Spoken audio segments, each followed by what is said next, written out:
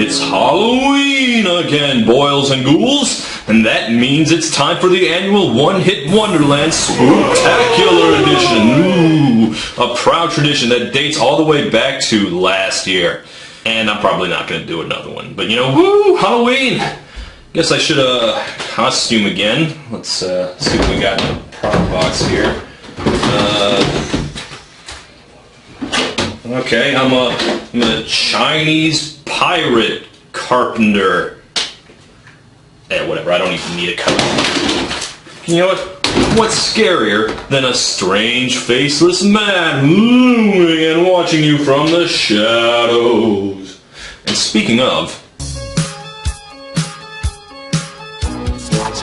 yesterday we are talking about Rockwell, a man who took his one hit about his creeping paranoia almost all the way up the charts in 1984.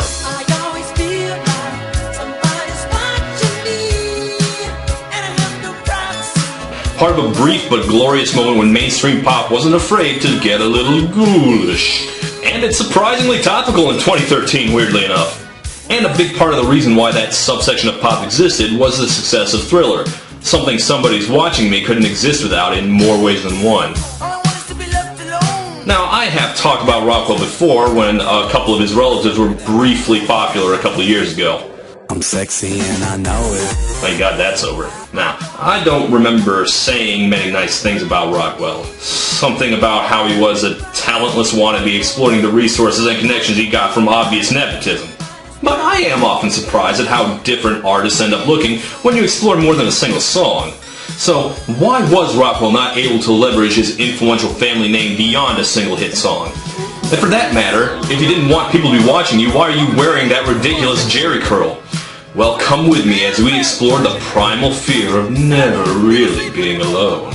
And be sure to look over your shoulder because you never know who might be lurking behind you.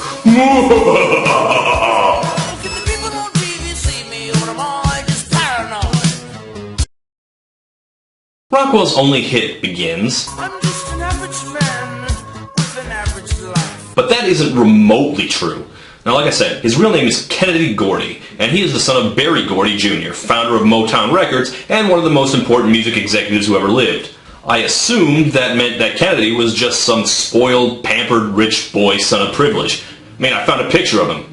Enough said, right? But because the lurid, crazy history of the early days of Motown had been well documented, I found out that that's not necessarily the case. Okay, for one, Kennedy's mom was not Berry Gordy's wife, but one of the many chicks Berry Gordy was seeing on the side.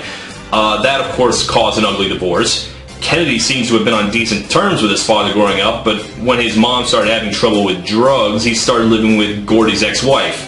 Yeah, the same one Berry was cheating on when he had Kennedy. Also, of course, he was hanging out with all sorts of showbiz types, surrounded by their fans and paparazzi, which I'm sure must have been stressful for a young kid. When he recorded his first songs, he wasn't even on speaking terms with his dad, and his record deal with Motown happened entirely behind his dad's back, and he changed his name to Rockwell because he didn't want anyone to know their connection. Also, one-name singers were big at the time, you know. All that is not to say that he doesn't owe his career to his family name, because even if his dad didn't know, the other execs surely did. But also, Motown was at a really low point in the mid-'80s. Like, it's a serious downgrade to go from Marvin Gaye and the Temptations and the Supremes and Smokey Robinson to El DeBarge, Tina Marie, and Bruce Willis. Seriously? So I assume whoever signed him figured, you know, why the hell not? Not like we got anything else going on. Also, were he not a Gordy, he wouldn't have met the man who made his hit. Namely, this guy. See, the Gordys and the Jacksons were always real close. As a kid, Kennedy was always hanging out with the Jackson 5, Rockwell's sister was married to a Jackson, MJ himself was long gone from Motown at this point. But Rockwell played his demo for it, and when the king of pop heard it, he found himself irresistibly attracted to this song about a terrified, privacy-obsessed paranoiac losing his mind. God only knows why. Michael demanded a chance to sing on the actual recording.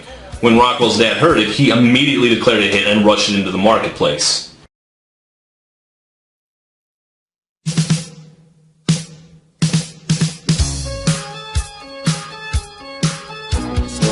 I'm not going to say a lot of nice things about Rockwell, so Let me say this right now, clearly and for the record. Somebody's Watching Me is just an awesome song. Most everything Motown put out in the 80s is kind of lame, but Somebody's Watching Me, the production is fantastic, the concept is great, and like I said, for a couple of years there, you could write all sorts of silly songs about Halloween-y type things, and also synthesizers most of the time sound cold and creepy, so no wonder this was a glory time for horror pop.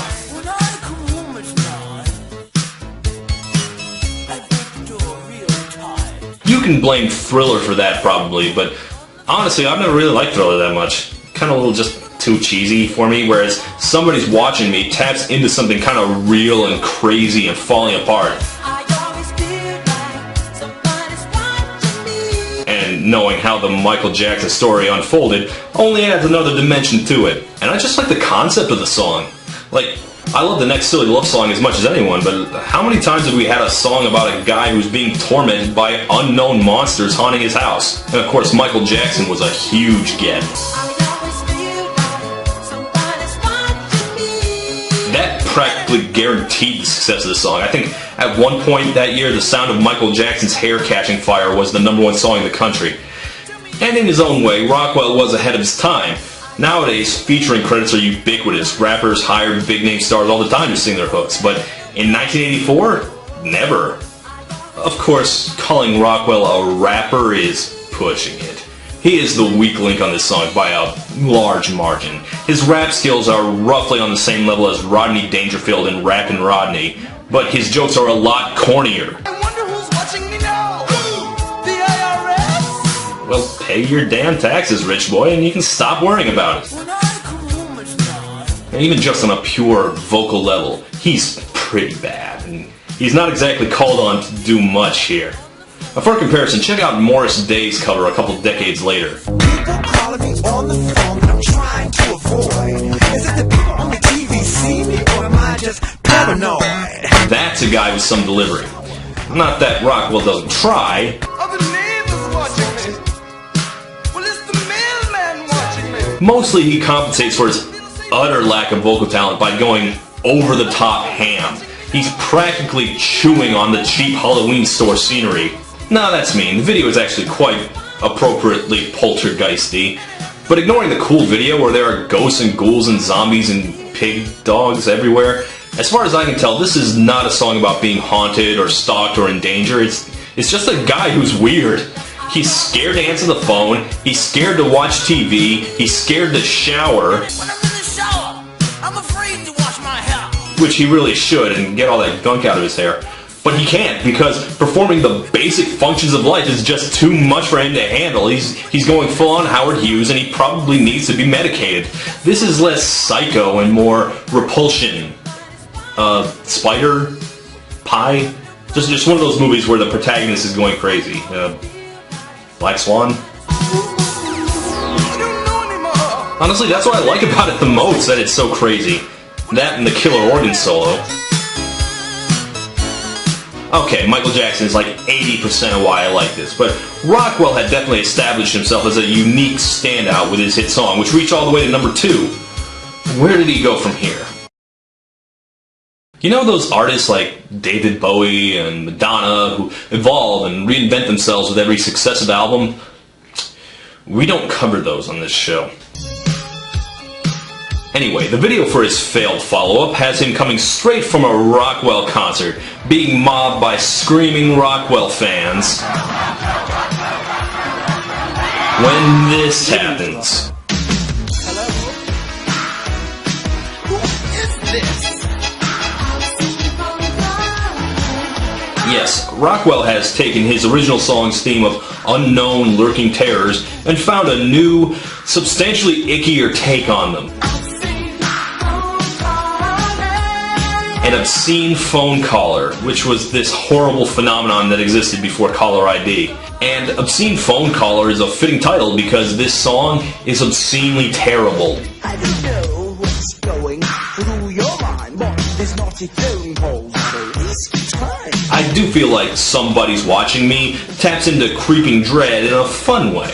There's nothing fun about perverts making creepy mouth-breathing phone calls. Also, Is this something that happened to a lot of men? Yeah, the video's trying to make it look as sexy as possible, but by the song's own admission, he doesn't even know whether the creeper on the other line is a girl or a guy. Just let me know if you're a girl or something. Maybe I'll talk to you. Hot? This obviously didn't chart. Nor did his next single, which is titled Knife. You'd think that's continuing the stalker horror theme, but it's actually a soft, slow R&B ballad, and it is here where he demonstrates the full extent of his talent.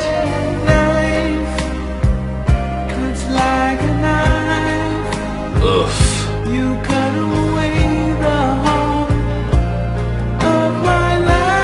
You cut out the heart of my life. This sounds like some badly translated Asian karaoke song.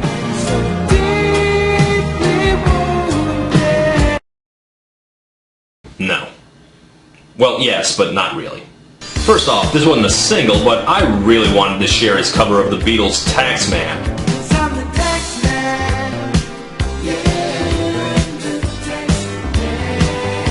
Yeah, this guy really had it in for the IRS, huh? Maybe he's worried they'll repossess the single Casio keyboard they had to record this with. After that, he did release 2 more albums over the next 2 years. Captured. Nice jacket. And the Genie. Oh my god, that's even better. He released several singles, but none of them charted, and if they had videos, I couldn't find them. Except for this one off his second album, Peeping Tom. God, he really has a problem with stalkers. Women just want him and don't respect his boundaries. King of Pain! Okay, this is just stupid. Now, Michael put out lots of songs where he was a victim of female sexual predators, but he also did seem kind of legitimately terrified of sex. In the case of Peeping Tom, meanwhile, Rockwell actually seems to be delighted and interested in this oogling psycho sneaking through his yard.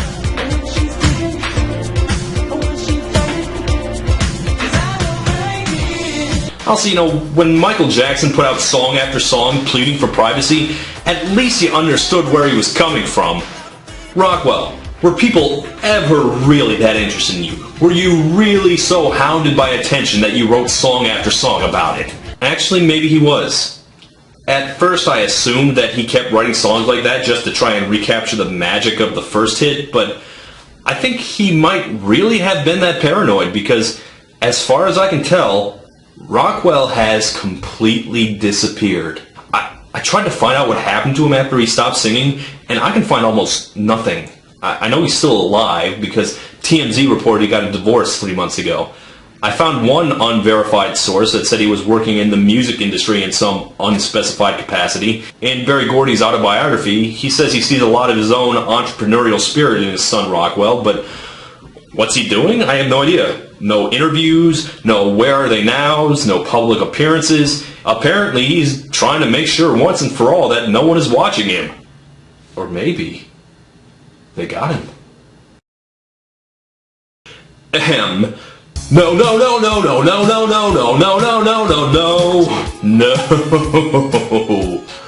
I can't emphasize how little business Rockwell had being a recording artist. He couldn't rap, he couldn't sing, he wasn't a particularly good songwriter or engaging performer, and if his dad had been Robert Q. Schmuck, he would not have had the opportunities he did. That said, Somebody's Watching Me was a bolt of inspiration that came together perfectly, one that lives on at Halloween dance parties to this day. But let's be clear, that was a fluke. Somebody may have been watching him, but I can't imagine why.